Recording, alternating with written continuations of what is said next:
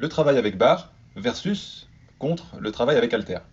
Alors d'abord, quand je dis contre, je mets des guillemets. Pourquoi? Parce que on se doute bien que là encore, la réponse n'est pas aussi tranchée que oui, il faut faire que de la barre ou oui, il faut faire que des haltères. Évidemment que c'est un peu plus compliqué que ça. Et deux outils qui existent depuis des décennies et qui ont passé l'épreuve du temps et des modes, c'est que ça doit être deux outils de grande valeur. N'oublions jamais que ce qui passe l'épreuve du temps, c'est ce qui a de la valeur. Tout le reste sont des effets de mode. Ceci étant dit, quand on voit Arnold réaliser un magnifique curl avec barre à gauche versus un curl avec halter à droite, on a une bonne illustration de la, j'allais dire de la dichotomie, mais c'est pas le mot, de la complémentarité entre travail avec barre et travail avec halter. Alors, pourquoi on devrait faire plus de travail avec halter? En fait, les haltères sont les grands outils oubliés, je mets entre guillemets oubliés, de la préparation physique sportive. Le culturisme sont bien plus ouverts au travail avec haltères que nous en préparation physique sportive. Donc je précise vraiment que les haltères sont les grands oubliés de la préparation physique sportive. Pourquoi on devrait faire plus de travail avec haltères? Quand on regarde très objectivement comment s'entraîne la majorité de nos sportifs, il y a une très grande euh, dominance du travail avec barre. La plupart du temps, cette dominance, elle est due au fait que c'est bien plus simple et les salles sont bien mieux équipées en barre qu'en haltères. C'est tout bêtement ça. Mais ceci étant dit, les haltères sont très utiles. Pourquoi? En préparation physique, il faut bien comprendre qu'il y a toujours au centre de nos préoccupations la problématique de transfert entre ce qu'on fait en salle de musculation et ce qu'on veut développer sur le terrain. Si on fait de la musculation pour faire de la musculation, alors il faut changer d'optique. Hein. Nous, en préparation physique, la musculation, c'est un moyen d'obtenir une fin, la fin étant d'être meilleur sur le terrain de notre sport. Ceci étant dit, il faut bien comprendre qu'un haltère peut bouger dans tous les plans de l'espace. Tandis qu'une barre, elle, a un petit peu moins de degré de liberté parce que tout simplement les deux mains sont solidarisées. Regardons Arnold, ici les deux mains sont solidarisées, donc on a moins de degrés de liberté qu'ici, où les deux mains sont indépendantes. Et en plus, il est en train de faire du curl unilatéral. Donc, ce fait d'être bien plus mobile, l'haltère étant bien plus mobile, il peut bouger dans tous les plans de l'espace, ce qui ressemble bien plus, et ce qui se transfère donc bien plus au sport. Par exemple, donner un coup de poing ressemble plus, d'après vous, à un développé euh, couché ou incliné, peu importe, avec barre ou avec haltère? Ben, c'est évident que c'est avec haltère. Donc, premier point, l'haltère peut bouger dans tous les plans de l'espace, ce qui est bien plus transférable aux réalités de terrain, de la préparation physique sportive, je le redis. Ensuite, un haltère, euh, de par son instabilité, finalement plus grande qu'une barre, entraîne une charge proprioceptive et une fonction stabilisatrice plus importante qu'une barre.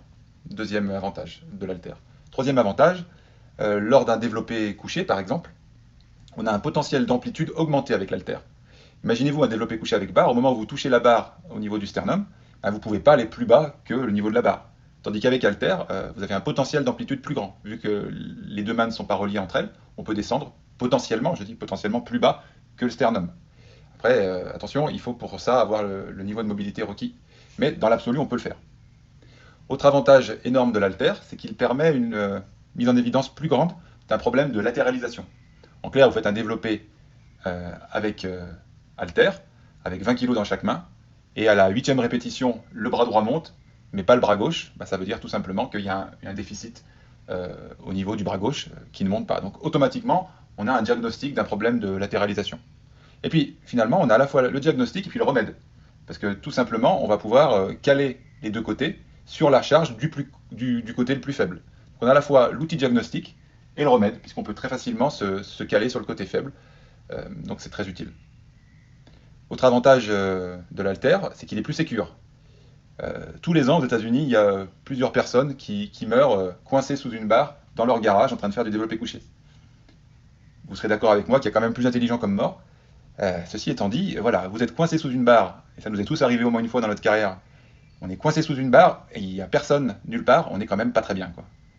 Tandis qu'avec halter, dans le pire des cas, bah, vous lâchez les haltères de chaque côté. Vous ne pouvez pas rester coincé sous une paire d'haltères.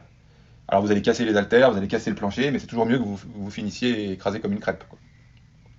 Et finalement, le travail avec haltères, principalement pour les développer, permet ce qu'on peut appeler un contournement de la douleur. En fait, potentiellement, certaines personnes ont un développé couché coude très loin du corps, avec potentiellement des petites douleurs au niveau de l'épaule. Quand ils rapprochent leur coude plus proche du tronc, et ben, ces petites douleurs parfois disparaissent. Donc en rapprochant l'humérus du tronc, on limite euh, le risque d'inflammation au niveau de l'épaule. Donc on contourne la douleur. Et ça, on peut le faire, rapprocher le bras, l'humérus du tronc, on peut le faire ou plus simplement, on peut le faire plus simplement avec les haltères. Avec la barre, on peut le faire, c'est un peu plus technique. Donc voilà, tous les avantages que les haltères possèdent contre la barre. Alors vous allez me dire, alors la barre ne possède aucun avantage face aux haltères? Évidemment que si. La barre possède deux énormes avantages. J'ai mis énorme en gros, pour faire comprendre que le premier avantage, c'est que la barre possède un potentiel de développement de la force supérieur aux haltères. Pourquoi? Parce que tout simplement, la barre, il y a moins de déséquilibre. Quand on fait un développé avec barre, il y a moins de déséquilibre à gérer que deux haltères, pour la bonne et simple raison que les deux mains sont solidarisées sur la barre. Donc le fait d'avoir moins de déséquilibre entraîne un potentiel de force que l'on peut exprimer plus grand. Donc premier avantage, énorme. Deuxième avantage, c'est d'un point de vue logistique. D'un point de vue logistique, comme on le voit sur la photo que j'ai empruntée au site Gorilla Sport, je n'ai absolument pas de conflit d'intérêt avec cette marque.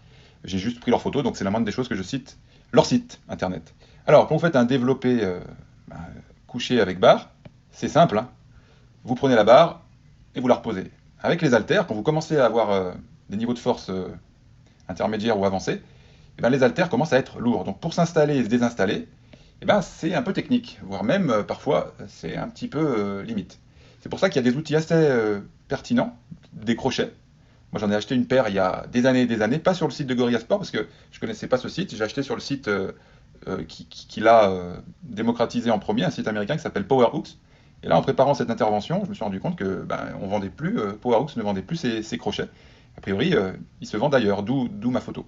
Donc c'est deux crochets, hein, tout bête. On strappe l'haltère dans le crochet, et là on s'allonge et tout simplement on prend la barre, pardon, on prend les haltères avec les crochets qui pèsent presque rien. On fait son job et on re-racle le crochet.